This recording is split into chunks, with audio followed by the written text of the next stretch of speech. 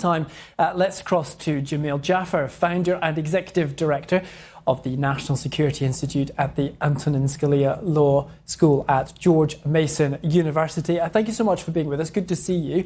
Stephanie said there, any suggestion that someone has misused classified documents or classified information is serious. President Trump said earlier he's been the victim of similar accusations and his home was raided. What do you make of what we're seeing today? Well, look, that's exactly right. The misuse, misstoring, the retention of classified information when you're not authorized to have it is a big problem. Certain kinds of classified material, Rich, can be stored in a secure room, in a regular safe. Other kinds of classified material, top secret, sensitive compartment information, has to be stored in what's called a SCIF, a sensitive compartmented information facility. And so depending on what kind of material they think that John Bolton may have had, they're going to want to go retrieve it, identify whether in fact he had it, whether he violated the law, and then put it in a place that's secure. And so President Trump obviously has gone through this at Mar-a-Lago. A number of materials were found that allegedly were classified. The president says he declassified them. He had authority to remove them. That's an issue that was going to be debated in the courts. Obviously, now that's been obviated. And, of course, we remember President Joe Biden as well.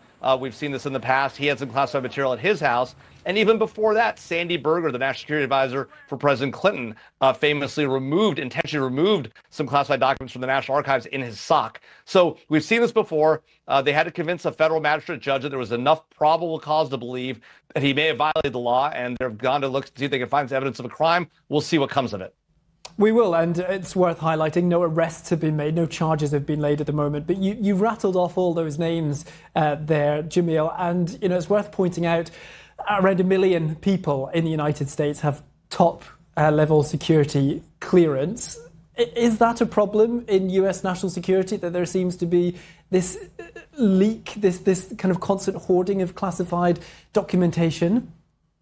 Well, I think what's interesting about the people that have classified information that we just talked about, these are the most senior level people. These are the former presidents, former vice presidents, national security advisors, the very people you would expect to know better, right? Or maybe it's because they're so senior that they think maybe the rules don't quite apply to them. We'll see what happens. Now, if a normal line person, a staffer in an agency, one of these 1 million people you described who has highly classified clearances, if they were to so much as remove a paper, they would certainly, if caught, would be prosecuted. And that's a huge issue.